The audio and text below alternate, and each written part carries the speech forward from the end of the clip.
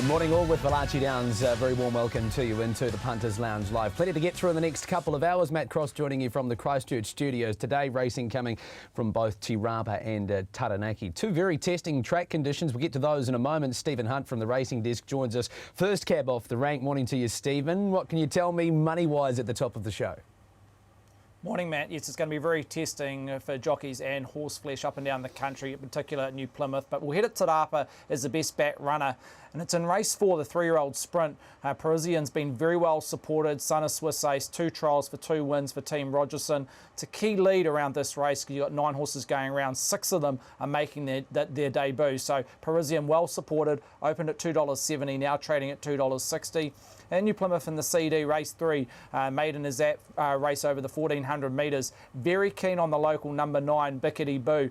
Now, I'm sure Alan Sharrock will be interviewed by Sweeney, Bevan Sweeney, right throughout the day at some stage.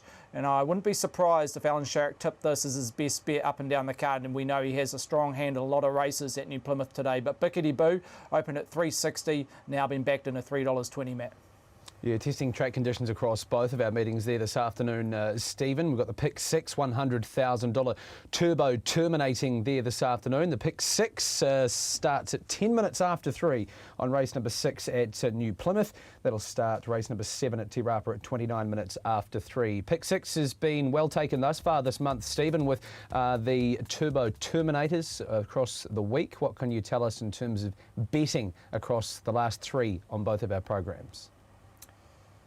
Yeah, they're pretty keen on a couple of war horses in the first leg, New York Minute and also Rosewood. Now, you won't see New York Minute graphically up there as we bring in the best back runners throughout each leg of the Pick 6, but she's been one that's been well supported to go back-to-back in the Opunake Cup. But we've got Rosewood as the best back in that middle market, 14 into 12. With these track conditions, punters do like to shop in that middle to end market, one of them being in Rosewood, even though it's got a reasonable weight, 14 to 12, and currently our biggest liability in the feature today at New Plymouth. In race 2, which will be the first leg up at Te Rapa, being a turbo Pick 6 up and down the country, and Nutty's been well supported. And what's the fairly even market?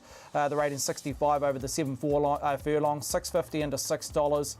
Back to New Plymouth, and you see C-Max has been well supported. Now, there's a form reference around C-Max later in the Pick 6, but C-Max opened at $12, almost half its quote into 6.5 C-Max. Back up at Te Rapa, leg 4, the Pick 6, Polly Gray. A lot of punters probably got nabbed by Polly Gray and kicked out of the Pick 6 2 weeks ago. You'd be silly to not include Polly Gray. In fact, it could be a loner, $4 into $3.10, one of the better backed in terms of favourites up and down the Pick 6 today. In leg 5, you'll be cruising if you're still alive here. New Plymouth race 8. Now, Alvin's Dream, who did beat C-Max last start at Te Araha. So there's the form reference around C-Max and Alvin's Dream. Alvin's Dream looks set to start a warm favourite in the last race at New Plymouth, 6 into $3.80. In the last leg, also a fairly open race, Te Rapa race 8, Sweet Treat has been well supported to back up its winning form at Te Rapa, even though it's stepping up in grade, Matt. Fantastic, Stephen. Looking forward to joining you through our previews with both Bevan Sweeney and Emily Bosson. Emily, nice to have her back on board. She'll be at Te Rapa for us this afternoon. Let's take a look at the weather and track conditions out of the Waikato. We start away with a couple of jumps races early on in the program, both of the steeples races 1 and 2, and then we have 7 races on the flat there this afternoon. Good race the 5th on the program. That's Sultan of Swing taking on Andoyas. And then the last 2 races, races 8 and 9, both legs of the Pick 6 look very, very challenging in terms of the punt. Cloudy with a few showers, westerlies dying out. 15 degrees is the high today from Te Rapa, and track conditions are heavy 10. The running rail out 7 metres. Looking forward to joining Emily Bosson and getting her thoughts on Te Rapa this afternoon. What about New Plymouth? Well, hearing Alan Sharrock on the radio this morning, and plenty of people through the week suggesting that it is very, very heavy there at New Plymouth. Looks as though the rain has stayed away thus far, though. Track conditions come up as a heavy 11. The first race at 12:15. The feature being the Powerworks Opunake Cup over 1400 metres. That's race number 6 at 10 minutes after 3, and it is the first leg of the turbo terminating $100,000 Pick 6. Cloudy with a few showers northwesterlies, heavy 11, and the running rail out 3.5 metres at New Plymouth today on the meeting code of 4. It's Catalyst and Michael McNabb getting further in front at 5. It's 6. It's 7 in front here from Grey V, fighting on his Whispering Wind. And look at Golf heading at the Black Booker, but Catalyst has been way too good. Oh, this has been a win and a half, I kid you not. At the line, Magdala's won it. London Bound's got a winning advantage, 100 off the post. Flaunty goes to second. So far fights on, but this is very impressive. Another for Brass here. London Bound by a space. Reyes is trying to charge out wide about Obsessive. Let go with 100 metres, and the favourite Punters will get it home. Obsessive, way too good. Ain't got time for wasting time no more. Talk about good time. One young gentleman having a fantastic run at the moment is Clayton Chipperfield, and he joins us on the line here on the Punters Lounge Live this morning, brought to you by Valachi Downs. Morning, Clayton. How's the week treated you? Morning. Yeah, it's been all right. Getting plenty of mud off me in the shower and trying to stay dry, but winter's definitely here. First thing I wanted to ask you, Clayton, was about your association with the Oak Stud and Dick Kierman. You seem to be having a great run with them. What about telling us about that? How did that association come about? 7 years ago when I finished up with Robert Prescott, I wanted to go out and do something on my own, and I went and spoke to Rick and just said, look, I'm looking to have a crack at doing this breaking-in game if he'd send horses my way, and he never hesitated, you know. He just said, as soon as you want a truckload, he'll be more than happy to send them in. And Tell me about we've broken in a few hundred for them, I guess, in that time, or at least 200 anyhow. And yeah, he just decided this year that we'll leave a few to trial, and what we can't sell, we'll send to the races. Okay, tell me about your setup at home, Clayton. What sort of system have you got running there? Well, we've got our own little 1,200 metre track at home, railed on both sides, so it was a perfect ideal to set up for braking and so on. And 40-odd boxes. It's Prescott stable. At least what I use off them. It's a perfect setup. Yeah, fantastic. Perfect setup in terms of the results you've been getting over the past couple of months. Want to start away with Obsessive in the first race on the program out of New Plymouth. First things first, how did the son of Darcy Brahma travel south? 100%. Very, very happy with him. He's pulled up super after Awapuni. And I've just walked the track now, and it's as bad as Awapuni, but I think it might be a bit looser. They'll probably suit him a bit better today. Yeah, it was pretty impressive, Awapuni. We're just taking a look at this on trackside now. Ridden by the apprentice claimer Hazel Chauffeur. She did a pretty good job on this day, didn't she? Yeah, she did. The plan A never panned out. You know, we wanted him to be handy. Not a lot was coming from behind that day. But that wasn't to be, and she just didn't panic, you know, just made up ground when she needed to, just relaxed on him, and when she pushed the button, he had plenty there. It was a very, very good ride. Okay, you suggested there that plan A was to ride him forward. Smaller field today, just the 7 of them going around. Tactically, what would you like to see unfold? Well, we'll probably try and do plan A from last time, and then possibly be in the first 3 or 4 if we can. There's a couple that look like they could go forward in it, but as we know, plan A never always comes to forward, so we'll just leave that up to Lisa Allpress. She knows what she's doing. You've gone 1,400 metres to 1,600, stepping him up to 1,800 metres today. Was that always the path that you expected him to go on? Yeah, I think so. We'd like to see if he can go over a bit more ground. You know, I don't think the 1,800 today is going to be too much of an issue, but we'll have a crack at 2,000, even 2,200 after this all going well. What about how deep you'll push him into the preparation? He looked decent enough on top of the ground at the Ruakaka, so that may be a suggestion he could be versatile in the spring? Yeah, absolutely. You know, he'll tell us how much he's done by the end of winter, but if he's still a happy horse, we've certainly got no problems in having to go on the better tracks. You know, his early racing form was on good ground as well. You know, he won both his first trials and his first couple of starts, coming home really good on top of the ground. So, no, he'll push on. OK, moving on to race number 3 on the program, and you've got Magdala lining up, a daughter of Bachelor Duke. She's out of a Zabeel mare, 1,400 metres the trip. You've chosen to bring her back from 1,600 to 1,400 metres. Talk me through that. Well, we originally tried a mile 3 starts back, and she just didn't fire. And so we went back to 1,400 with a hood. She did a lot wrong, but still managed to get up and win. And last start, over a mile, it was a bad draw. We got caught wide, and and she had to do a lot, you know, and he pushed the button 1,000 out. She did very well to finish where she did, but I think today, heavy track, the way it's going to, racing is going to be, it's going to feel like a mile anyway, but on breeding, she should actually go a mile, 2,000 quite comfortably, but 14 seems to be a go at the moment. Yeah, and we're just watching that win that she picked them up at Pukekohe, beat home Seductress, who was a subsequent winner. You're dropping 11 kilos in weight today. Where would you like to see Craig Grills settle from barrier number 1? There is a bit of speed in this race, but yeah, he can probably use the draw and hopefully be 3rd or 4th and try and stay out of a bit of trouble and get a bit of luck coming into the home straight. But they'll pan out. He shouldn't get any issues getting a run, but yeah, it's just this very heavy track is the only concern with you today. Okay, those two runners on the program at New Plymouth both look very much live chances. I just wanted to ask you about a horse that you used to have in your care that is racing at Flemington today. Goes by the name of Alexander Hamilton, 4th at Rotorua last time to the races. I'm sure you're excited to see this horse lining up first up in Australia. Yeah, certainly. You know, both his runs here in New Zealand have been very good.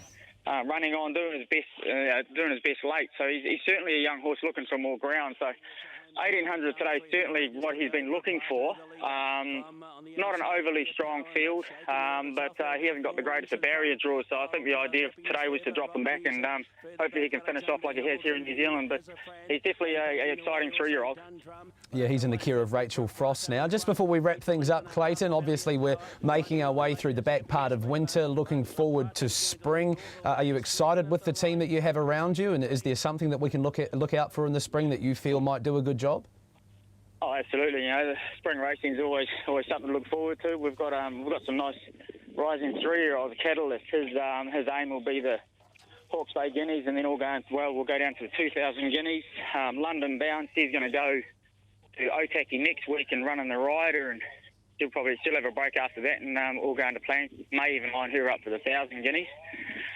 We had a very nice horse in Desert Mileage trial the other day, and she's bred to go over a bit of ground, so we could even look for the Oaks with her as well, you know. So we've got some nice races to look forward to and try and get them for anyway.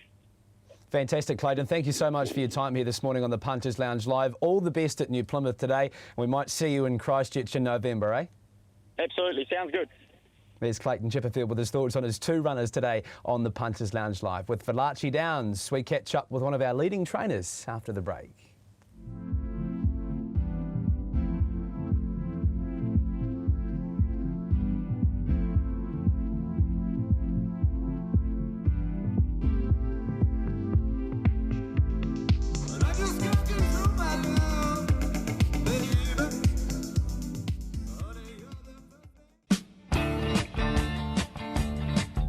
Sultan swing. Oh, this is timely. Sultan swing. This one's for Jimmy. He's clear. Andoyas comes late, but Sultan swing beats Andoyas, and 3rd will be Athena Baby. He's backed up his win from a month ago, and I reckon you might be needed at Iggy's later on today. Yeah, I'm tipping they'll be having a drink, and good on them too. So, tough time for Marianne. As no one wants to see that sort of thing happen, but please, the horse could deliver for everybody.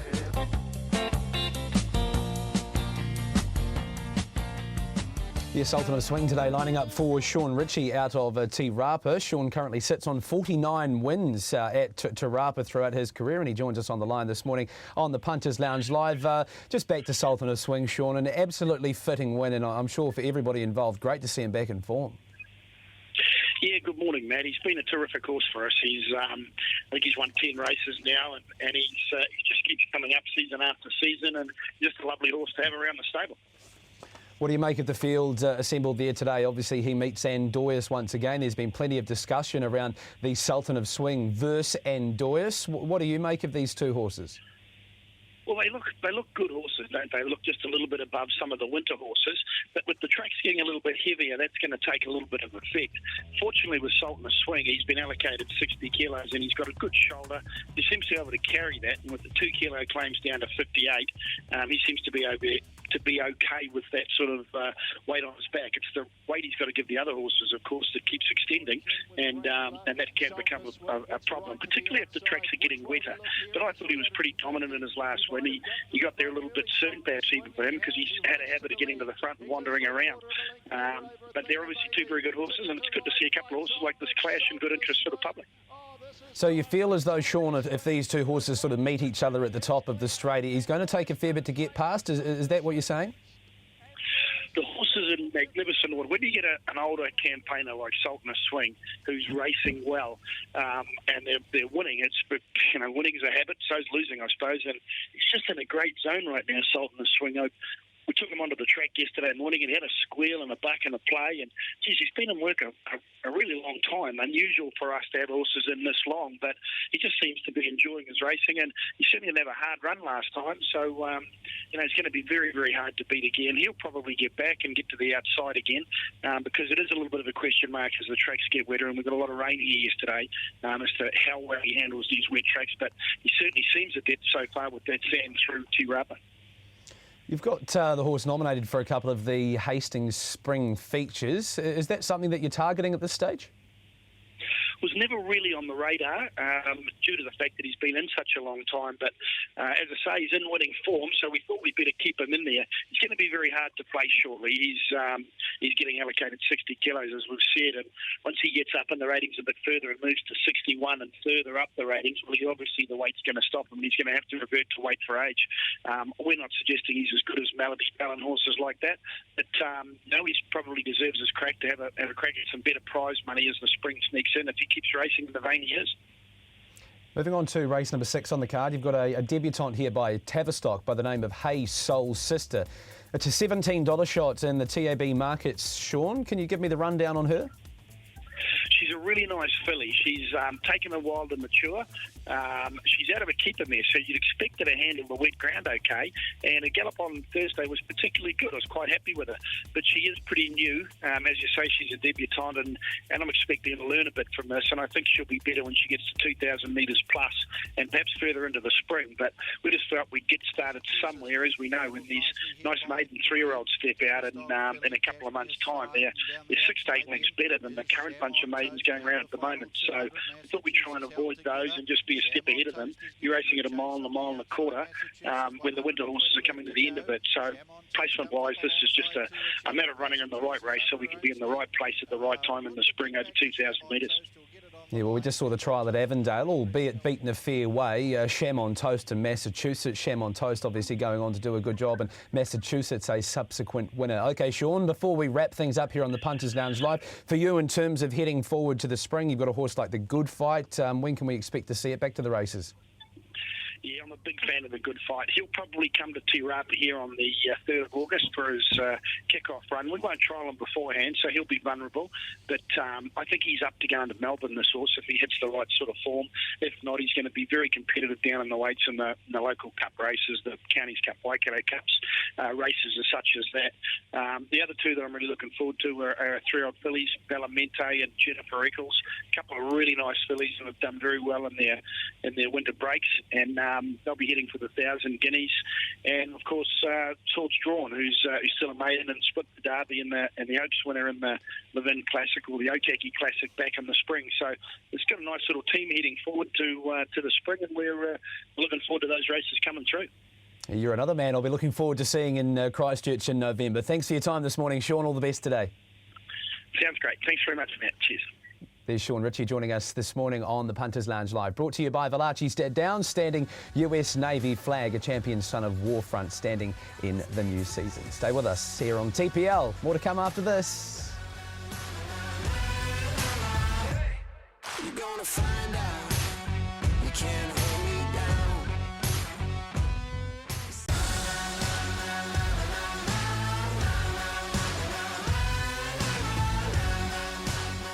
Donovan Mansour's having a great run of things at the moment, especially with John Bell. They take a couple of runners to New Plymouth today. Donovan joins us on the line. Morning, Donovan. Thanks so much for joining us. How are you finding the weather on your way down there? Yeah, it seems like I'm in 4 different countries at the moment. We're going through a bit of rain and then blue skies and then wind and just all different climate changes at the moment. You're having a great run of things this season so far, Donovan. What prompted the move to New Zealand and to get amongst our riding ranks? Just when I was here previously in New Zealand, I spent a bit of time here, and once I had a family and that, I just felt like it was a right place to raise kids and bring up kids. So yeah, we're very happy here and we settled in nicely. No, fantastic. It's a beautiful country, as we all know. Let's talk about a beautiful horse that you've been riding, Helena Baby. Boy, oh boy, this horse has got a motor. $2.40 in the market today for the Opanaki Cup this afternoon. How do you rate his chances? Well, you know, he's just ticking all the boxes at the moment, you know, especially for today's race. We know he likes, for me, the wetter the better for him. He would like a good track as well, but ticks a wet track, the distance, the draw. The jockey's not bad. So we should be in with a big shot. I'd be disappointed if he didn't win, because we have bigger hopes for him. And even though it's a very tough field, we bump into some hard knockers. He'd have to win a race like this if we want to feature in other races, you know. You say that the jockey's not bad. Well, the jockey-trainer combination isn't too bad either. 13 rides you've had for John Bell, 5 winners and 3 minor placings. So we'll be hoping that can continue today. What about this horse's progression? Have you felt as though you've sat aboard a better horse each time you've ridden him?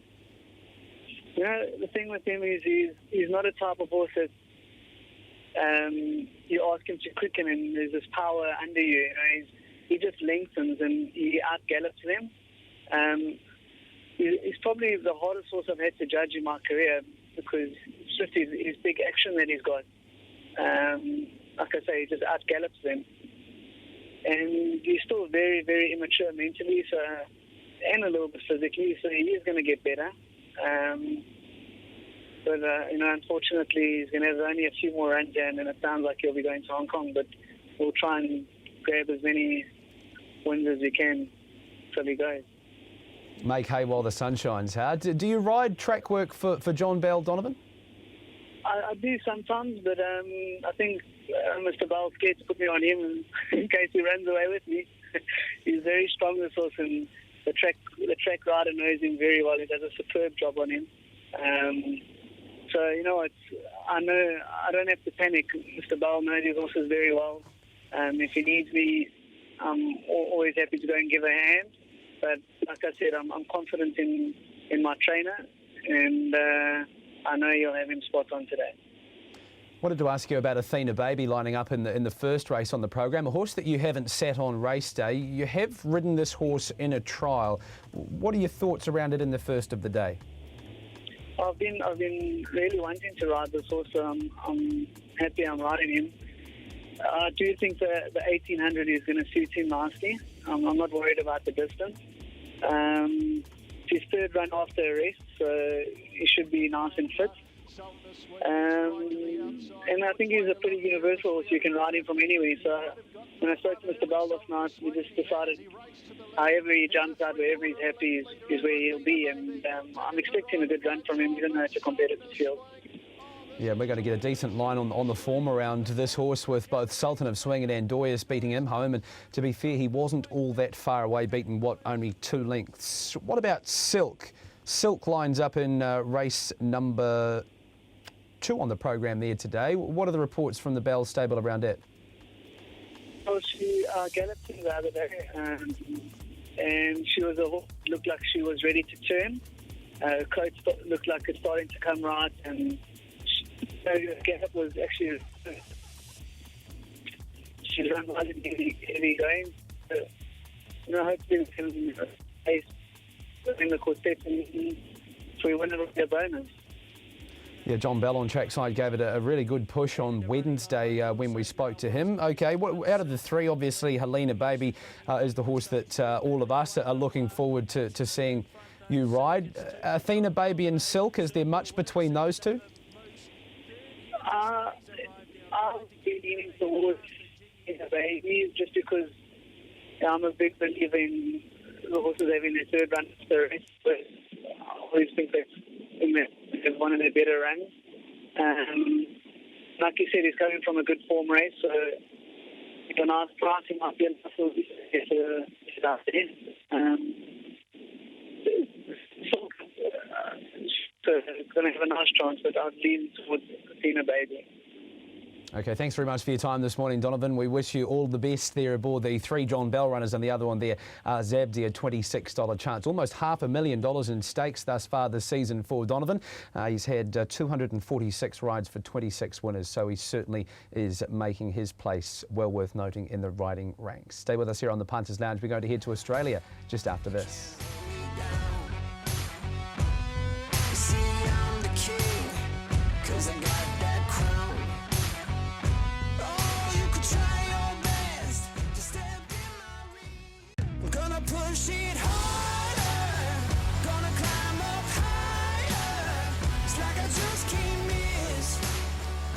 Getting to join Ben Ascari here on the Punters Lounge Live to talk about all things Flemington this afternoon. Morning to you, Ben. Thanks for joining us. How are things? Yeah, very good. Thank you for having me on. Yeah, fantastic. You're sitting on the plane, heading on a well-deserved holiday, I believe? Yeah, heading off for a couple of weeks to freshen up in Queensland. So hopefully we can head out on a high with a win at Flemington today. Yeah, let's start off with race number 6 on the program. There's an ocean park in here getting to 1,600 metres by the name of Killer Valley. Looking forward to this race, the 6th on the program. Yeah, this looks the real highlight of the day at Flemington. Some smart 3-year-olds all clashing here. Can't wait to see Killer Valley have his second start after a most impressive debut at Ballarat on the synthetic track. Actually ran the fastest last 400, last 1,200, last 200, all of the meeting. And it was a day where there were benchmark 70s on the program, so I thought it was a really smart win. The horse he beat by 8 lengths, has a little bit of talent too, even though he was beaten at his next start too in Baracus. So I think he's arguably the most exciting horse running at Flemington today. I don't think it's a one-horse race, though, because I've got a lot of respect for Twilight Run, who was terrific first up at Caulfield, running one of the fastest last 200-metre sectionals of the day. I think he's another horse that's going to relish the big open spaces at Flemington, getting to 1,600 metres. So I think one of those two will win. I think there's some horses making a little bit of a market for them, horses like Fastos, etc., that I'd be happy to take on. But really looking forward to seeing Killer Valley, and I think the big danger to him might be Twilight Run. So, better than $3 and $6-ish for Twilight Run. You could probably have something on both of them. Yeah, Killer Valley got in as short as $2.90 on tab.co.nz, getting out to $3 now. Race number 3 at 3 o'clock this afternoon. This one over 1,800 metres. Presently is the race favourite in this, and it's been well backed. The Ben Allen ridden, Ken Keys trained. $5.50 on opening into $3.80 around presently in the third. Yeah, she has been. I found that quite interesting. The horse I'm keen on here is Huntley Castle, who looks a potential Derby type in the making. This race, the Biley Handicap offers either Oaks or Derby ballot exemption to the winner. Huntley Castle, I thought, was really good in stronger races over shorter distances, both first and second up this preparation. They opted to miss the Tars Rossi Series final and head to a maiden at Bendigo last time out, where he beat the older horses, and that was only a narrow margin. There was a good gap back to third, and he ran really fast time relative to the class in winning at Bendigo, beating the older horses. So I thought that was a strong enough performance to be. I thought he deserved to be a clear favourite in this race, which is a pretty moderate race in terms of exposed form. So at the current price, I think nearly $4 available for Huntley Castle. I thought he was one of the better bets on the program. Okay, so Huntley Castle and Killer Valley, you've given us a decent push for both of those. What about on the remainder of the card at Flemington? Is there anything worth noting for us? Yeah, race 7, Sylvia's Mother. She looks pretty obvious, but I think she deserves to be a clear favourite. And in the 8th race on the program, I thought Reykjavik deserves to be a clear favourite as well. So I could have a little something on Radipole, but Reykjavik and Sylvia's Mother were two others that are pretty hard to beat. Okay, Ben, thank you so much for your time here this morning. Enjoy your holiday up in Queensland. Thank you very much for having me on. There's Ben Ascari, a regular here on the Punters Lounge Live, and he can pull through with a couple of winners. Huntley Castle at $3.90, John McNeil. Killer Valley, who was very, very impressive. The Ocean Park going from $1,400 up to $1,600. So there's a couple of ticks there at $3. Twilight Run for Bo Mertens at $6. Sylvia's Mother, Michael Poy to do the riding, $2.30. Reykjavik and Radipole, $3.20 and $13 respectively there for Ben Ascari at Flemington. We're making our way from Flemington to Sydney now, and Brad Gray joins us on the line. Brad, good morning to you. What's the weather doing there? Yeah, good morning to you as well and all the listeners out there. The weather at the moment is a little bit overcast, but they're tipping that it'll be nice and sunny out there. I think the track's going to be in the soft 6 range to start the day. Whether we get to a 5 is probably a little bit doubtful. So I think you can do your form with a little bit of confidence that it's going to be in the 6 range. As we know, with these winter tracks, a soft 6 in winter is very different to a soft 6 in summer. So it'll still be good given the track. The rail is out a long way there, 12 metres for most of the circumference. However, I think punters can get into the trap of thinking that's going to be leaderish. That's certainly not the case. History suggests that it's going to be a pretty fair deck, so don't let that get in your head.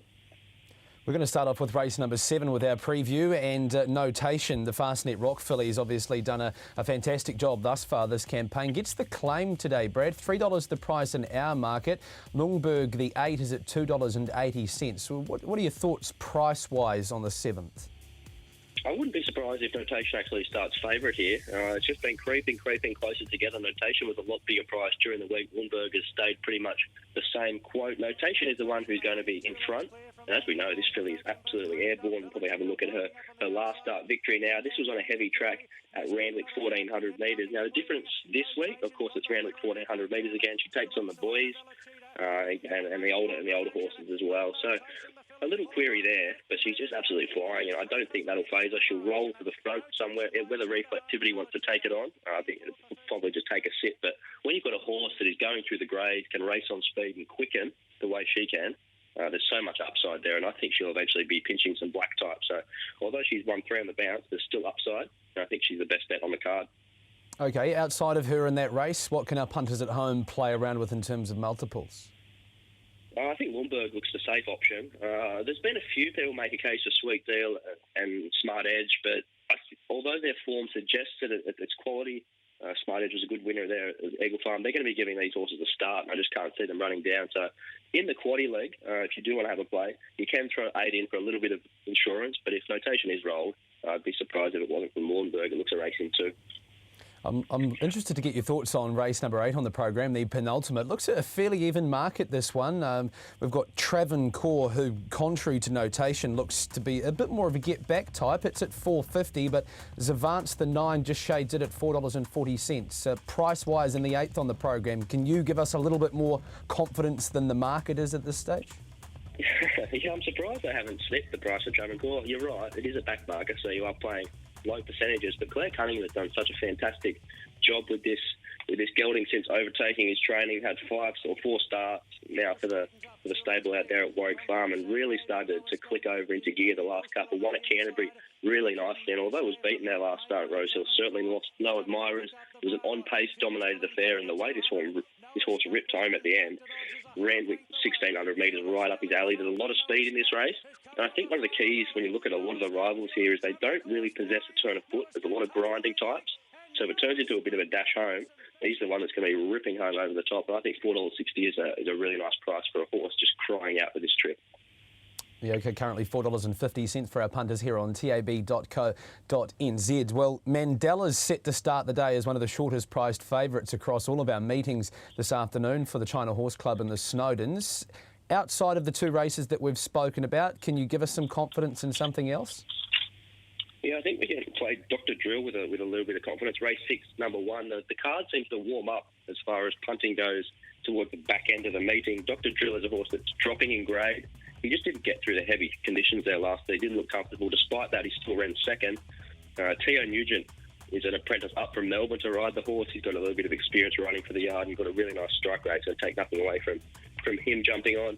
Rolls straight to the front. I imagine sits outside Tory Joy, who's going to rip along, and I think he's a stay with a little bit of promise. So I think it's the right time to catch him at around the $5 mark. We can play him with a bit of confidence. But you're right, there are a few shorties in the day. Mandela's fascinating. Will he do the same thing? He ducked right off the track there on debut and cost punters a fair bit. Will they be forgiving? I don't know, but he's certainly short enough at the $2. Enjoy your day, Brad. Thanks for your time. Yeah, thanks. There's Brad Gray with his thoughts on the Sydney races today, coming to us on the meeting code of 11 from Randwick. The first from there comes in at 25 minutes to 2. From Sydney to Te Rapa, Emily Bosson on board with us on the Punters Lounge live this morning. She's along after the break. You're gonna find out you can't hold me down. I'm gonna push it harder, gonna climb up higher.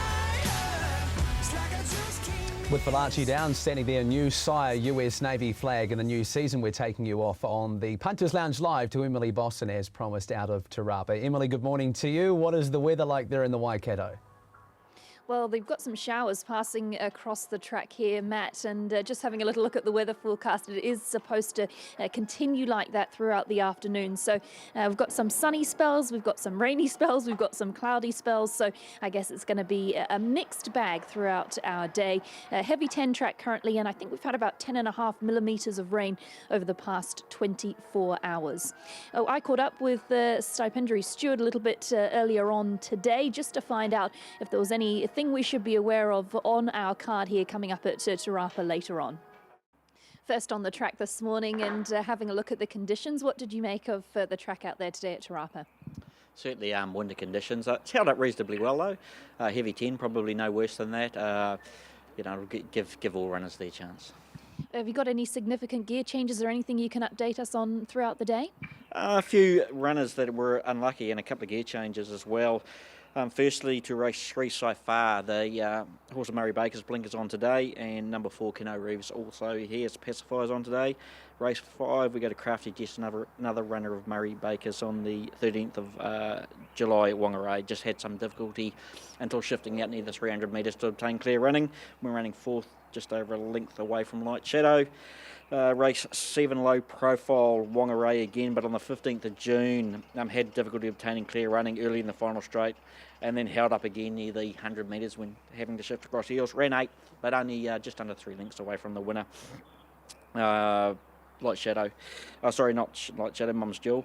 Beltem in the same race on the 29th of June at Hawke's Bay, bumped at the start, clipped heels and blundered, then got home really well. When running 4th, just under 2 lengths behind Bound to be Honoured. Race 8, No Loitering, number 7 on the 15th of June at Whangarei, crowded for a distance at the 300 metres when improving on the inside. When running 4th behind Light Shadow, just over 5 lengths away there. And race 9, number 3, As a Boy on the 29th of June at Whangarei, just raced wide and had to improve forward and really lost his chance to sit outside the leader near the 1,000 metres when running 9th, 6.5 lengths away behind Poker Face. And just of note, Ron Elliott not rating at the meeting today. He stood down on Thursday at Hawke's Bay after the 6th race being unwell, so he's not here today. Have we got replacements for him yet, or they come throughout the day? No, we've got replacements for him. Ron Elliott, first on race 3, number 3, Ocean Spirit, Vinnie Colgan. Race 4, number 2, Parisian, Rhys Jones. Race 6, number 2, Kapelka, also Rhys Jones. Race 7, number 3, Straight Sets, Rhys Jones. Race 8, number 8, Truman, Andrew Calder. And race 9, number 5, Silly Man, Vinnie Colgan.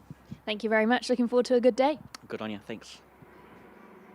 So Ryan Elliott, as you heard, they're not riding today on the card here at Te Rapa due to being unwell. Thoughts with him, and hopefully he gets better soon, and we'll be able to update you a little bit throughout the day with those replacement riders if you didn't have a chance to note them down, Matt. We'll get into the preview and back with you very shortly. Yeah, the first race on the program, Emily, thank you, is the win the Group 2 Waikato Guinea steeplechase over 3,900 metres. Great to have you with us this morning on the Punters Lounge Live, brought to you by Valachi Downs, the Stallions Zakinto and US Navy flag. We're wishing them all the best coming to the new breeding season. It's a wonder, $1.95 and $1.10 is the favourite in the first on the program. Nasal Strip goes on Shamal, $3.80, the winner of 3 from 6 on the track and gets a kilo off his back. $4.60 the Arabian Duke, and Henry Tudor is at $6.50. 3,900 metres is the trip of the first on the program here. Stephen Hunt, money-wise, just the 5 runners. Can you give us some confidence around It's a Wonder? Yeah, plenty of confidence around It's a Wonder, who broke the maiden status over the chase last start by a little over 12 lengths. So money reinvesting around It's a Wonder. I think the weight relief, considering it's carrying 65V, Shamal with 71 gets that 1 kg claim with Buddy Lummis doing the riding. That's where the punters have gone, saying that Shamal's not friendless. It's clearly the second best back runner. A lot of support just in the last hour or so around Shamal. Has a fantastic record at Te Rapa. So that's the 2 that stand out. A little bit of specking for our Countess at $13, but overall the prices dictate that the winner will come out around about a 75% chance from the top 2 in the market. But as it stands, they're pretty keen on It's a Wonder, but Shamal not friendless in the last hour or so. Emily, It's a Wonder opened at $1.90, got out to $2, back into $1.95. Is that your sort of price to start the day?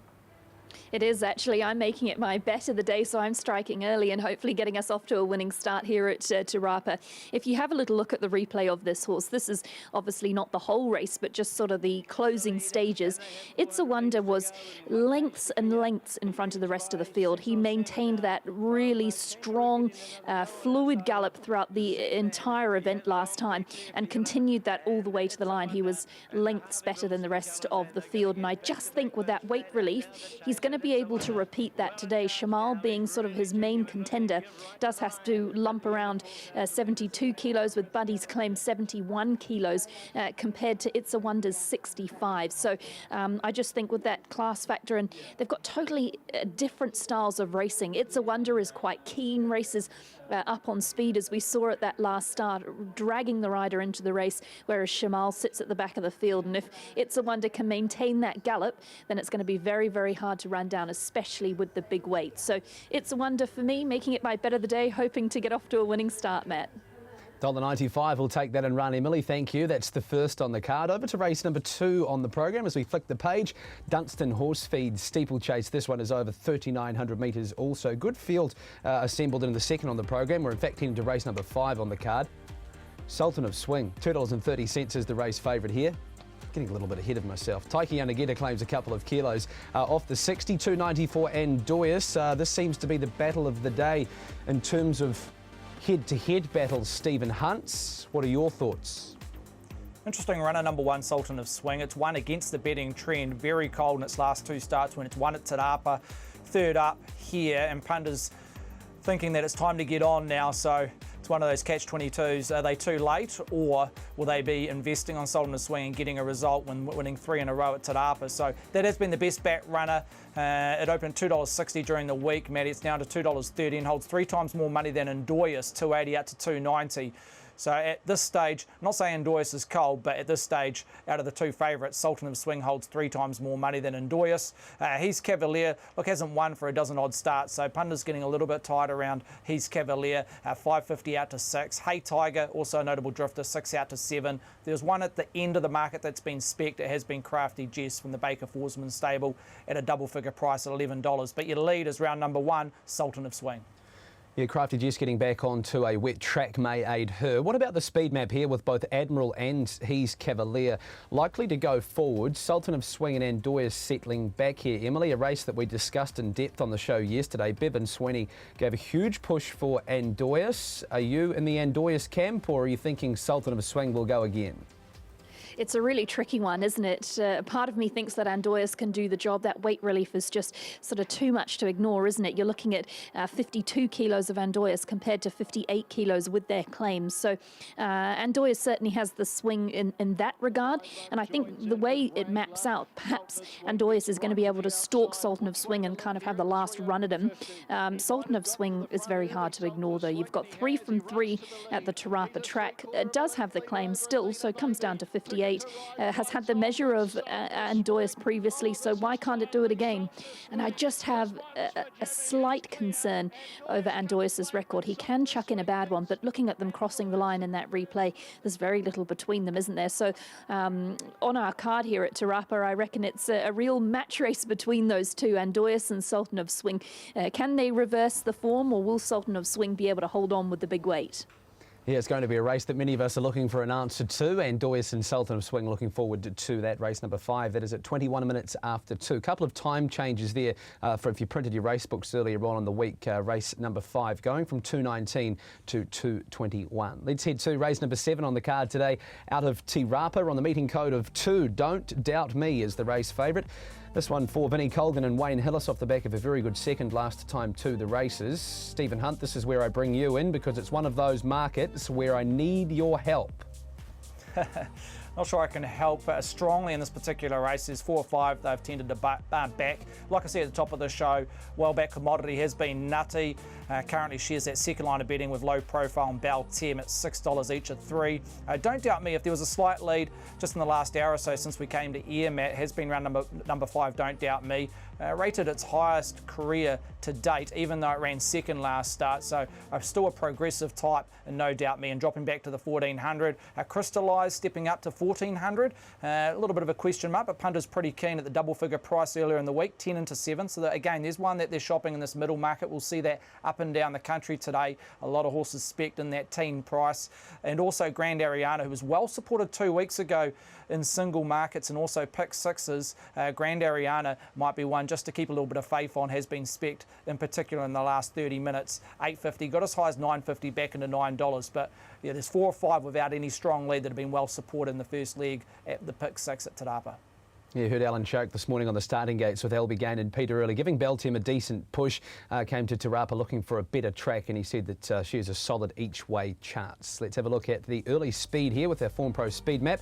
Likely tempo is even here. Straight sets set to go forward, looking for him to try and hit a bit of form. Crystallise and Itchy Barn with a bit of speed out wide as well. Looks as though straight sets might get a relatively easy lead here, Emily.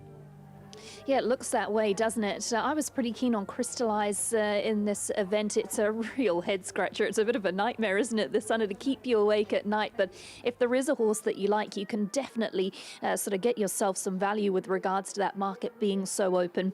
Crystallise, as I mentioned, pushing forward from the barrier. I can see it being quite competitive. Has been freshened marginally. Had last raced on the 29th of May, so been off the track for sort of around that 3 weeks. Brings Polly Grey form. Now, later on in our card, Polly Grey is a well-fancied favourite. It's bringing that form, and I think that I'm hoping that that form will be able to stack up. As you can see in this replay, was just run down late last start. Looked all but home as the winner, Polly Grey, just manages to get the better of it. So I really liked the form that I saw on the board, and sticks to that rating 65 again, and was competitive here last time. So why couldn't it do exactly the same again? And look at it in the finish here. There's barely a margin between Polly Grey and Crystallise, and I'm hoping without Polly Grey in the race that perhaps it can be Crystallise's day, and it's a pretty good price as well if you're looking to have a little bit of an investment. Beltem was a real good value bet for me as well. Beltem, Taki Yanagida takes 2 kilos off the back of this horse. What you don't see in this replay is that the horse blundered at the start, sort of almost went down on its knees, ended up detached from the field at the back, and was able to work home really strongly to get up for a solid run into fourth. And I just thought that had a lot of credential with regards to moving forward. It's fit, placed once at the 1400 metres previously, and even better is Pincanto out of that race, came out and won at Hawke's Bay just a couple of days ago. So that form franked once again. So Beltem and Crystallise go in the mix for me there in that 7th on the card. Yeah, really liking your thoughts around Beltem. Emily ran the quickest sectionals of the day there, coming from last at Hastings. So the Alan Sherrick factor 3 runs under its belt, and a claim off its back of a very much informed Taiki Yanagida may help in what is a very, very even field. Over to race number 8 on the program, the Stephanos at Navara Park 1600. This is Polly Grey, $3.10. Plenty of form around her. She was so good to the races last time, a daughter of Azamore. 1600 metres, it might not stop there for her. Form around Falkirk Lass. Wooden Edge, he's $4.80. Money Trail $7.50, and Tweedledee, who gets back to rating 72 from a couple of runs behind LIR Admiral and Very Flash, and gets back left-handed as well, which may be a factor. What's the action like around the Grey Mare by Azamore here, Stephen? We speak of Polly Grey. She's been very good in her last couple. Very good, and a lot of people, as I mentioned at the top of the show, left her out of the pick six and cost them a couple of weeks ago. I don't think they'll be doing that era today, Polly Grey. Saying that, she's not a clear loner, even though she's trading at $3.10 off a peak of $4 during the week. There's a couple that I've spec just in the last 24 hours, Maddie. Wooden Edge, 420 out to 480. Happy to lay this horse today. I wouldn't be surprised if it touched $5 later on this afternoon. Drawn the ace and stepping up in grade. A lot of its ratings, or best ratings, have been over 2,000 metres in the last 18 months. And even though it's running to 1,600 metres, that's where I'm looking to lay that potential Wooden Edge. Tweedledee, well support, even though with the claim and top weight combo, $9.50 into $7. That's one horse in the last 24 hours, been well supported to beat the fave. Also Money Trail, $9.50 down to $7.50, 2-4 points inwards, dropping back in grade. And Truman, I know you lads are pretty keen on this horse yesterday morning on the first call. Truman opened at 14, got as high as 16, brought back into $14. Just forget it went round at Tauranga. A lot of horses they haven't copped Tauranga in the last 2 months or so. So Truman has been well spec'd, as has Scaglione, if you want to include one right outside the door at $21. Could be a tricky leg of pick six if you're not willing to angle out Polly Gray into $3.10. Let's have a look at the speed map because this might be a big factor in this race. Polly Gray and Tweedledee with decent barrier draws to work with. I thought the Grand Rio might punch across. He's had enough runs under his belt that he might be able to strike a little bit of form. Wood and Edge, Scaglione with good runs distant behind them, and Midnight Story will be looking to slot in. I think you were pretty keen on Money Trail here, Emily, is that correct? I sure was. I thought Money Trail was a really good value bet, and I've included it in my picks a little bit later on. A successful combination, Sam Spratt, Brendan Horton. They had a winner on Wednesday with So Much More, and they're looking to strike again here with Money Trail. Having a first try at the 1600 metres, but that doesn't look to be any issue. Made up really good ground last time, and won when led up at Te Rapa. Here's a look at Polly Gray, though, who's the real talk horse of the race. And Michael Coleman jumps back on, having ridden it 3 starts ago, has won 2 of its past 3, and look at it come down the outside of the track here. Just a query for me was it flattered by being on the best part of the track? But having won 2 of its past 3, you'd think that it was just hit some pretty good form and find similar conditions. This is not really any different from the rating 72 at a mile that it won on the 6th of July at this track. So everything sort of lines up for Polly Gray, and you'd be foolish to ignore the number 6 in this, the Big Grey. Just wondered if it was better off speed when it finished 5th 2 starts ago.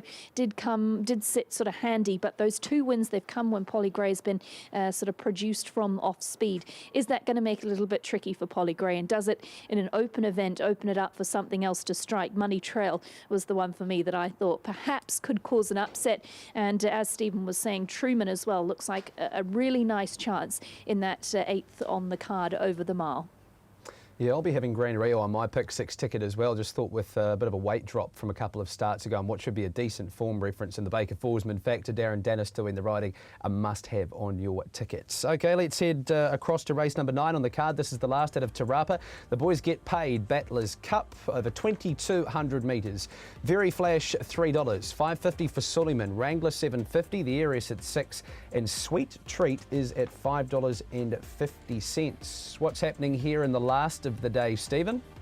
Incredibly even, Matt. Probably the even in terms of goes up and down Te Rapa today. Very Flash rated a 33% chance, $3 on option 637 to take out the last, stepping over 2,000 metres after 4 runs at the mile. So looks a sense of timing around Very Flash, and saying that, it's not a clear lead in terms of best back run, even though it sits at the top line of betting. Suleiman well supported at $5.50. A Sweet Treat, as I mentioned at the top of the show when we went through the legs of pick 6, has been the market mover in this particular event over the 2,200 metres, 8 into $5.50. The Harris very solid at $6. A Wrangler's been well supported at $7.50, and even a couple spec right at the bottom include Pecoris, Francis Drake, and even the Shackler has been well supported, 100 to 1 into $71, Matt. So the easy way to play the pick 6 in this particular race would be taking the field, but I'm not sure if people will have enough funds to do that. So interesting race, no clear lead as yet.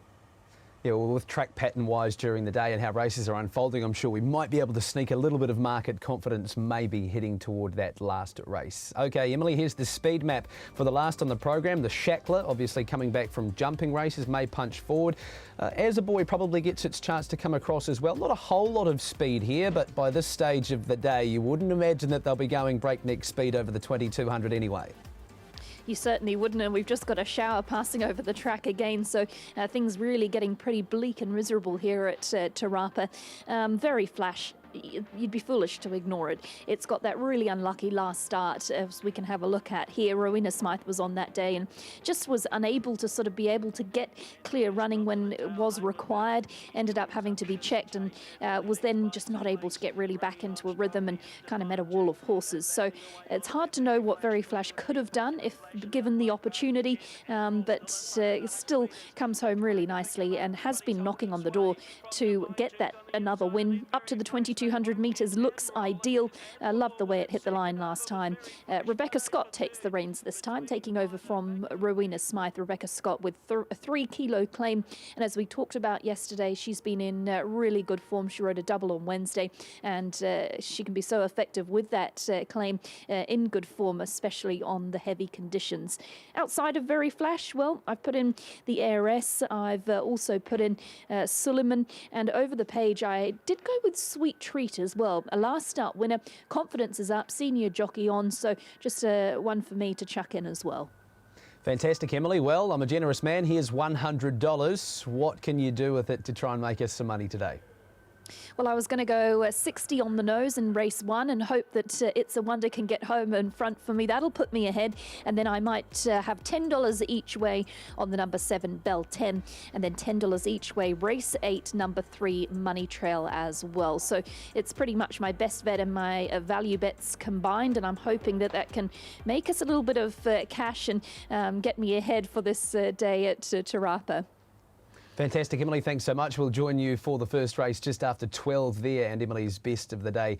It's a Wonder coming up in the first race on the program. Let's head south to New Plymouth Opanaki Cup Day, a great lead into the Winter Cup Carnival, especially for those Central Districts horses who love to make their way south. Would you believe Taurus is back, I think, for his 6th crack at the race, and gee, based on his last start run, he's going as good as what he ever is. Here's the scenes out of New Plymouth. Bevan Sweeney, Bruce Sherwin on board with us there today. And we're on the meeting code of 4. The feature race comes up, race number 6, Powerworks Opanaki Cup, to be run over the 1,400 metres. Bevan Sweeney is on track, fresh off the back of the first call yesterday. Plenty discussed on there, Bevan, and looking forward to all of your information out of New Plymouth today. What's the weather doing there? It's showery, Matt. It's a lot better than when I arrived yesterday when we had a couple of really torrential downpours. It's sort of been every hour we get a couple of minutes, 3 minutes sort of really heavy downpours. So track conditions aren't going to change much. It's already in a heavy 11 position and very, very, very wet here this afternoon. Temperature-wise, it's pretty pleasant. So we're in for a reasonable sort of day of racing. I think any rain now actually helps rather than hinders and keeps this track loose. To get all the information on the week that has been earlier today, I caught up with the racing manager here, and Kerry Hobbs. Big day of racing here for the Taranaki racing team. Kerry, can you lay out the week for us? It's been a pretty turbulent one weather-wise. Yeah, it has been, Bev. We've had a lot of rain. A couple of nights we had 30 mil overnight. Very pleasing, no surface water, but the track is as heavy as I've seen it. We had a penetrometer of just under 6.5, and I've never heard that before. So it will be testing, but they will get through it. Okay, roll position. We're in close today. Yeah, 3.5 metres. That's our normal true, our normal premier, probably half a metre inside it. We haven't raced on this since early May. Okay, the Opanaki Cup. For me, I've been doing this for a few years now. It's probably come up as strong as I've seen. Absolutely. We've been trying to get it to Group 3 now for a number of years, and we're close and close. So, we're delighted. It always gets what's around the best of winter gallopers, and there's a CD feature for winter. Okay. Your thoughts around the meeting today, and you're a bit of a tipsy yourself, so have you got one? I know it's really difficult in these sort of track conditions. Yeah, it is. In the Powerworks Opanaki Cup, I like Totoro Pearl. Unbeaten on the track, drops from weight for age to 53.5. Great each way bet. I think you got to bet each way today. You can't label good things. Like Nitro Ted at $9 in the last each way as well. Okay, fingers crossed for the old boy. Now, you've had the concept around the special maidens. I think you've got an announcement there. Yeah, we have, Bev. We haven't got enough slot holders to run the $101,000 ITM Winter Challenge in August. It will revert, same conditions, to a $30,000 race, which is still well above normal, with no slot holders, just a normal special condition maiden for $30,000 August the 24th. Disappointing because last year, the initial year was really good. Great field, great turnover, but we are going to press ahead and run one in February, which Platinum Homes will be supporting, $101,000 special maiden. So that's got to wait to February. Disappointing, but the market has ruled. Okay, look, you are a senior administrator in the New Zealand racing scene. Taranaki are coming towards the end of this season, and of course you've just had the reader board come in. How do you what's your gut feeling going forward into next season? Oh, we need some good news, Bev. Got a lot of faith in Dean McKenzie. I know Dean well. He's a very good businessman, got a great head. If he can't help us out, and his board, then I think we're in big trouble. I believe that the racing board is the infrastructure's too big for little old New Zealand, and we've got to get a powerful overseas partner. But I'll leave it to people that are smarter than me to work out the details. We need something for New Zealand racing because the trainers and the owners and clubs are hurting. Yeah, Kerry Hobbs has always been at the forefront of discussions around our industry, Matt, and also has always come up with interesting concepts around our race days here in the Taranaki. So a few thoughts from him. As far as the track goes this afternoon, find the fittest, find the one that goes around on the wet tracks best, and you might just make $1, but it's each way all day. Yeah, we'll have a look at races 1, 2, 4, 5 and 6 here on the Punters Lounge Live this morning, brought to you by Valachi Downs, standing Savile Rose, Akinto and most recently US Navy flag. Here's the market for race number 1, Fast Track Insurance, 1800. My gift is $2. The son of Not Now Cato getting back in trip, Robert Hannum. Well, he gave my gift as the gift on the Punters Lounge back on the 6th of July and got us home there at around $3. $2.80 for Obsessive. Stephen Hunt bringing you in for the first on the program. Again, it's almost like an Andoya Sultan of Swing situation. Can you give us a lead around runners 2 and 6 in the first? Cracking race to kick off the program, Matt. Obsessive v My Gift. Obsessive holds 2 times more money than My Gift. My Gift did touch in the red $1.90, $1.95 yesterday. Just back out to even money, $2 on the warm support around number 6, Obsessive at $2.80. Got as short as $2.70. Just back out to $2.80, and there's for a couple of reasons. Overall, just to tighten up the percentage, Matt. But this is a money back refund second, third, fourth, up to $30. And they're speaking a couple here just in the last 2 hours this morning. Divine Duke, 10 into 8, and also Ticket to Ride, 12 into 9.50. So those two that sit in the third and fourth line of betting have been well supported. I think that's to do around the money back special, but in terms of the best lead, from what I can see around smart money, Obsessive is the go, 280 into 270, back out to 280, holds 2 times more money than the current favourite in My Gift. Yeah, we had Clayton Chipperfield on the show this morning suggesting that the horse had travelled down beautifully and he's looking forward to seeing what he can do for the remainder of his campaign. Speed map wise, Bevan Sweeney, as we come to you, this might play its part. Ticket to Ride, Manhattan Street, thinking they'll punch forward, but the 2 favourites should get a good run. Well, it's just such an interesting race in that there are so many different scenarios that might unfold here. Ticket to Ride may get it really, really soft here in front and just lead them all the way.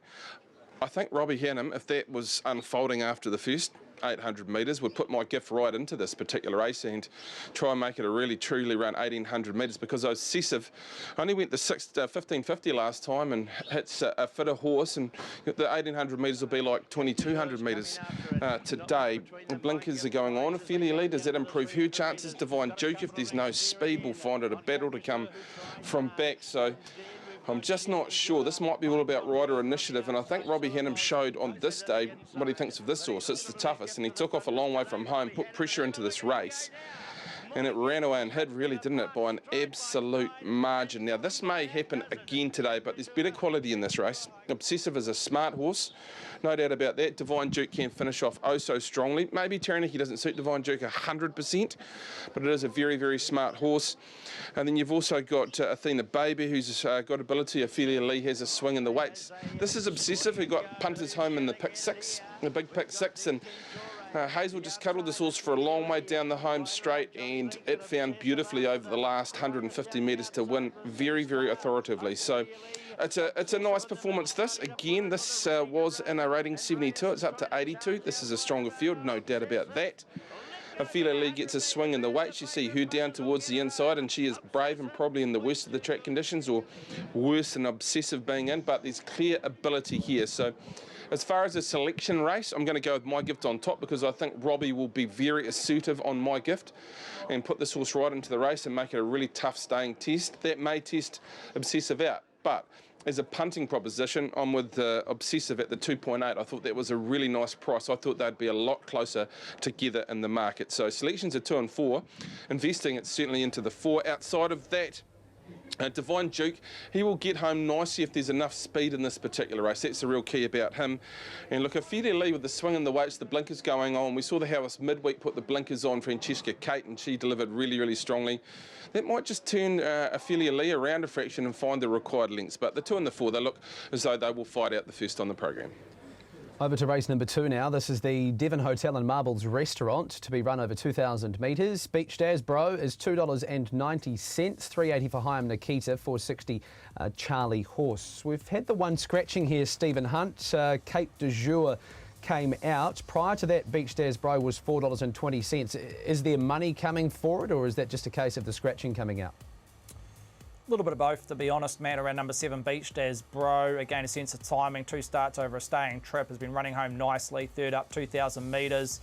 Should be fit enough to cop the heavy track conditions. Barrier 4, Danielle Johnson. Good to see her back. 290, one of the better back in this particular race. Saying that, they're winning the spec number 6, Hyam Nikita.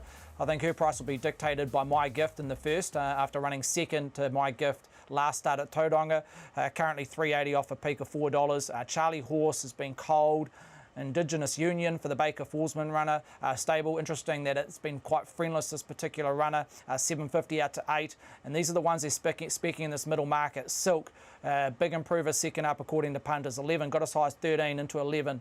Dr. Hank, I think with that claim, look for this horse to push forward. Doesn't quite have the figures left-handed v right-handed Dr. Hank, but it opened at $17, short as $14 this morning, Matt. Now trading at $11, Dr. Hank. And Hamiltonian with the blinkers on, also a losing result, currently at $19. Yeah, 6.5 kilo drop in weight there for Dr. Hank, who was beaten last time behind Rodmar in what's a pretty decent form race. Let's have a look at the speed map, and you would imagine Dr. Hank will be finding his way up on or near the speed. He's ricked and beached as Bro. A race we spoke about on the show yesterday. Bevan, has much changed in your mind since then? Not a heck of a lot. I've realised that you can move a horse. Dr. Hank has really crashed in the market with your thoughts yesterday, Matt, so best of luck with that. Look, I'm a big fan of Hyam Nikita. This is a horse that has actually stung the bookies on a couple of occasions, fresh up, second up into Trentham, and I think it hasn't had a lot of luck across its last couple of starts. I know it's a filly against the older horses in a rating 72, but she does have really good strong ability. She's more than capable on these track conditions as well, and here at home she's getting a little bit of weight off her back. I see Holly's only claiming half a kilo, but this is her performance at Tauranga. She sort of got back the stage. Look, the question mark in my mind is what they do from the hop. She probably maps if they just flop out of the gates to get 3 or 4 back the fence, and I don't think that'll be any place to be today. The other way of going, I think this horse is much better than this way of going at Tauranga as well, so I thought this is a really brave effort. The winner, My Gift, well, we've spoken about My Gift today, it dominated the field at its next start, and she just kept on rolling beautifully to the line this day. So, look, I'm very keen on Hyam Nikita. I think she's a smart horse. Outside of that, I've got a feeling around Indigenous Union that you might see a much improved performance. Third up about it. I thought it was the each-way proposition in the race. Beach Daz Bro, I'm never overly keen on a horse that's had those 6 minor placings from the 11 and been beaten in a couple of head bobbers to really back strongly at a short price. If there was a bit more value in the market for me, then certainly it would be a bet, but it's in for third for mine. And then outside of that, look, Charlie Horse, I've thrown him in. He often struggles to take that step up from 65 into 72, but he's a good tough horse who's fit at the present moment. But look, I'm a little bit keen on a couple of 3-year-old fillies against the older horses today, and one of them is Hyam Nikita in race 2. Well, speaking of 3-year-old fillies, there's a couple of very smart ones lining up in the next couple of races we look at. Race number 4, 380 Annie OK, 380 Akira, Penelope Cruz at $4.50. I'll pass the baton straight to you here, Stephen Hunt, because this is just full of intrigue. We've got form lines coming from everywhere. We've got Akira, who's only had the 2 starts to the races, Penelope Cruz with the wrap on it. Can you give me a lead in the 4th? Well, to be honest, Matt, they're punting 4 or 5. It's chopped and changed throughout the week. Early in the week, they're pretty keen on Akira. Opened at $4.40. There was the scratching of the stablemate London Express this morning, which races in the next race against the older horses at 72 level. But Annie OK have been well supported right from the opening whistle when this market opened on Thursday afternoon. 380 each of 2, Annie OK and Akira. Basically matching dollar for dollar at this stage. So no lead on the 2 favourites. Penelope Cruz, the one that has a big opinion around the stable, well supported at $4.50. But again, when you're landing between the 2 stablemates, Akira and Penelope Cruz, Akira holds 2 times more money at this stage. Red Forest has been well supported, in particular this morning, as high as $9 during the week, got as short as $6, now $5. So there's your market move in terms of a price, Red Forest. And Thomas Aquinas has burnt punters earlier in its campaign, but it's starting to hit a pretty good form line, had a couple wins in its last 3 starts. So punters reinvesting around Thomas Aquinas, 8 into 7. So no strong lead, just keep a close eye on this particular market. I think we could see a shift in the last 5 minutes of trading. You're hearing Alan Sharrock on the radio this morning with Albie Gain and Peter Early. He was just full of praise for both of his fillies here, Akira and Penelope Cruz, suggesting that they both worked very well during the week, and Akira had been working in the blinkers as well. And she's got those blinkers on, Bevan Sweeney. Is that enough for her to go 2 out of 3? Yeah, I think they're very, very competitive. Look, I'm around the top 3 favourites in this particular race. I do see the speed map playing out there. Bobby Dazzler leading, Thomas Aquinas sitting outside. I think that puts Red Forest back towards the inside and Annie OK in the 1-1. So Annie's going to get her chance in the run, and then you're going to have Penelope and Akira coming from behind them and trying to get across the top of them. They both can, for sure. This is the race with the London Express. She goes around to the next, as mentioned by Stephen. Tiger, it was a nice 4th, so there's probably a little bit of value in the market there. And Akira, who was really, really good. Pick up Platinum Rapper. This horse is here going around in the Opunake Cup. So it's 41-31 now, so I think it's a bit better chance than that. But I thought London Express wins here, and then she hits a flat spot, she finds the line again, and you're going to pick up a horse flying out wide late here in Akira. The winner's going really well for Lonnie Kelly, isn't it, under Bridie Ansell? But look at Akira the last little bit. It's a bit more wide open at Awapuni than here, so that's a slight question mark, but I think she even surprised Alan on that occasion, because talking post or pre the race, he just thought London Express wins and Akira would find the step up a little bit difficult on the day, but yeah, she's trained on with the blinkers on, look out. And this is a great learning experience for Penelope Cruz. The track conditions was a slow 9, so they went pretty quick this day, and it was only 1,200 metres on the back of a freshen up. She'll learn so much from this. She had to come through the field. She sort of was a little bit on one rein, and then when she got a bit of clear air, she really did finish off the 1,200 metres very, very strongly. Her win at Otaki was oh so dominant over a horse that's gone on and won nicely since. Look, she will learn so much out of that performance, and I think she'll handle these track conditions. So it's 7 and 8, 8 and 7 for mine, with Annie right in the mix to be against him. I thought Bobby Dazzler might be left out. Can you back all 3 and make a profit, Matt? You probably can. So that might be the way we'll be looking at this particular race. I know Alan has said on a couple of occasions he thinks Penelope Cruz is going to find a very high grade. It might not be today with these track conditions, but look, I'm probably going to, if she gets out to $5, then she's a certain investment for me. I went 7, 8, 5 and 3 in race 4. Whilst we're on the Alan Sharrock run, we'll continue that over to the next race, the 5th on the program. 2 runners in here for him. London Express and Mars Bars, they share favouritism. He's opted to go in the higher grade with London Express, but does have the weight off its back. Those on the minimum, no claims, so that's an obvious aid for both of his runners here. $4 each of 2 here, Stephen Hunt's. Come start time of race number 5, can you see one or the other going clear favourite, or is this a sign of things to come? Oh, look, what I'm getting told by punters, number 1, London Express will start fave, whether it's shorter than $4 or you get the drift out to Mars Bars. The fact that London Express, they weren't too sure which race they were going to contest the previous or this race, the last 24 hours. The money was on Mars Bars, but now the decision has been made earlier this morning, around about 8 o'clock. The money has come from London Express this morning, v Mars Bars. So, yeah, look, in the last 2 to 3 hours, number 1 is the lead around the 2 stablemates. Outside that, La Landoni, who paid at a reasonable price last start, was against betting expectation, but they're pretty keen this time in, and at 3rd favourite at $4.80. Jonathan Parks from the Ace Draw has been well supported, 650 top fluck, now as short as 4.8. Manhattan Flame, I think, ideally suited at 1,400 metres, 550. And Liquid Inspiration has been well supported on the backup of rewarding punters at around about a similar quote at Awapuni a couple of weeks ago in that pick 6 leg. $8, got as short as 750. Back out to 9, just back into $8.50. So some fluctuations around Liquid Inspiration. Just has to tick the 7 furlongs, but that has been a well-supported runner this morning. So in terms of overall, no clear lead, but London Express, if I had the crystal ball, I think that will start fave from what I'm seeing the last 2 hours of trading. Yeah, no concerns getting to 1,400, you would imagine either. Of course, good enough to run in the soliloquy earlier on in the season, and that sort of race hardening always helps, doesn't it, Bevan Sweeney? We liked London Express in both races yesterday. What about the speed map here? Does that determine anything for you? Not a lot, because I don't think there's a massive amount of speed in this particular race. I think La Landon will be reluctant to get back on the inside.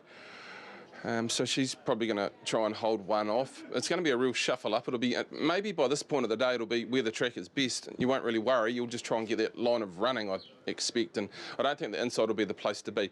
Look, I was very keen London Express yesterday. I think if she is at her best today, she'll win this race. With 57 on her back in 72 grade. Look, she's a winner in 82 grade against some serious horses.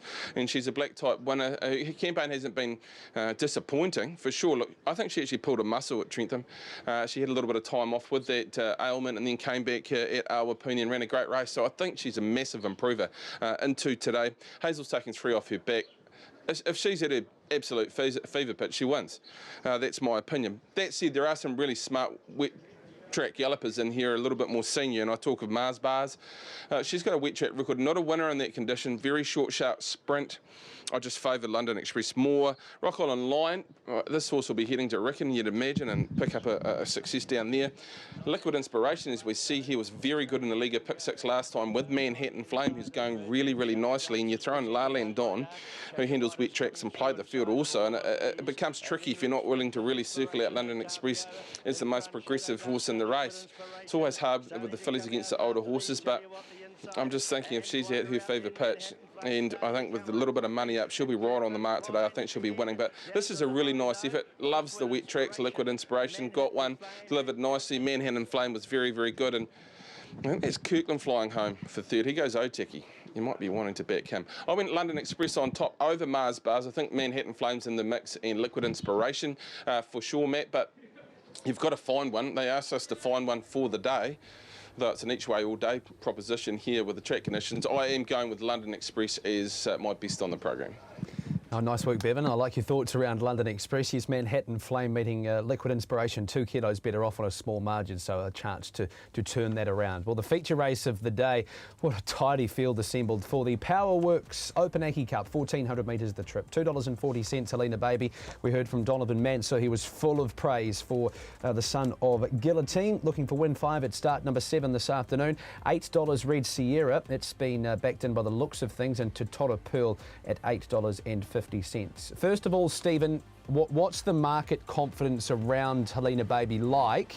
And is there anything else in the field that we should be worried about rolling the favourite?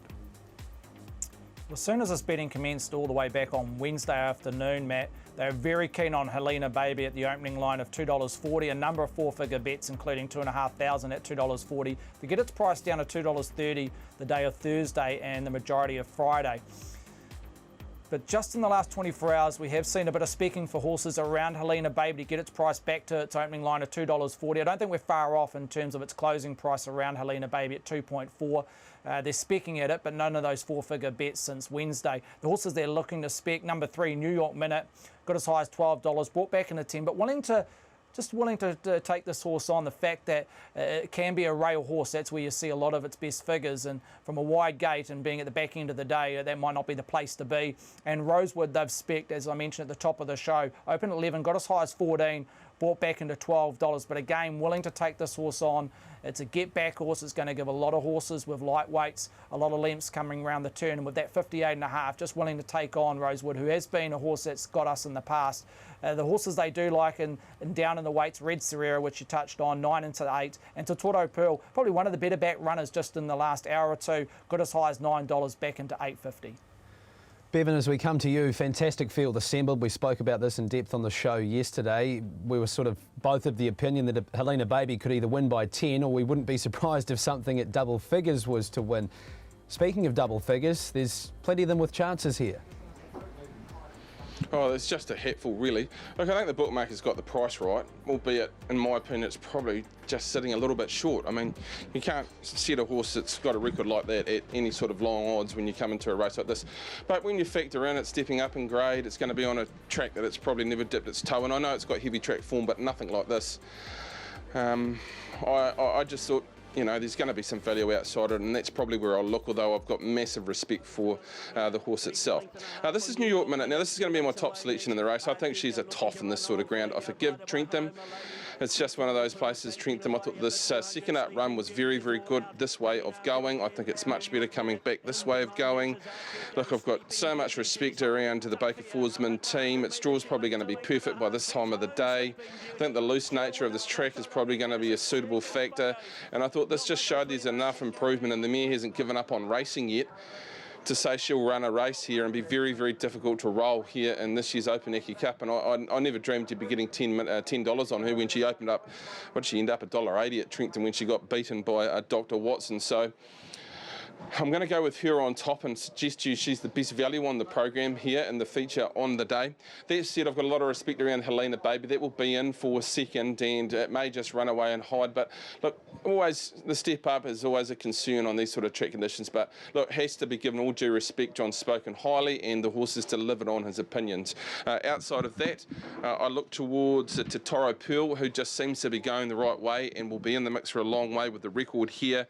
And let's not forget Rosewood. I know she's going to be back in the run, but she's done it on so many occasions, and she's back this way going at home, that she might just be able to pick them up and drop them like she has across the last couple of preparations. We're leaving out some smart horses. Red Sierra here now, he's going well. Battle Time's got so much money on it. Comebacks put them together, and 7th up is a quality horse. It is one of the better runnings of the Opuneki Cup. Let's have a look at a strategy for the day. $100 to spend again here this afternoon. As Kerry said when we started, it's an each way all day process, so I'm going to have 4 shots at it. My best bet is London Express. My best value is New York Minute.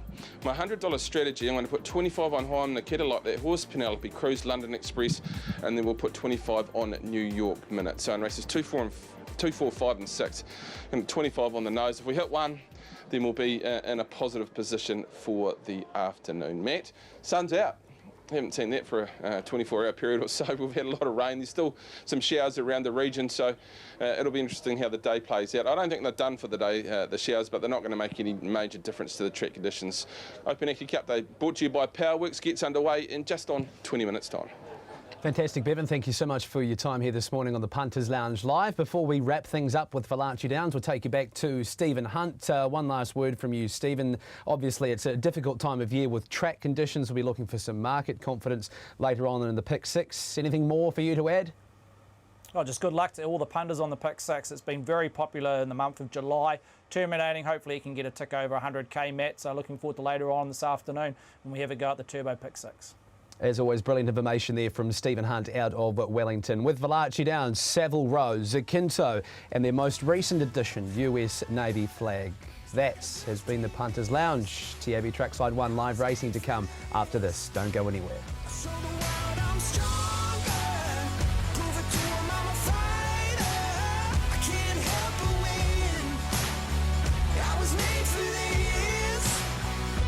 Made for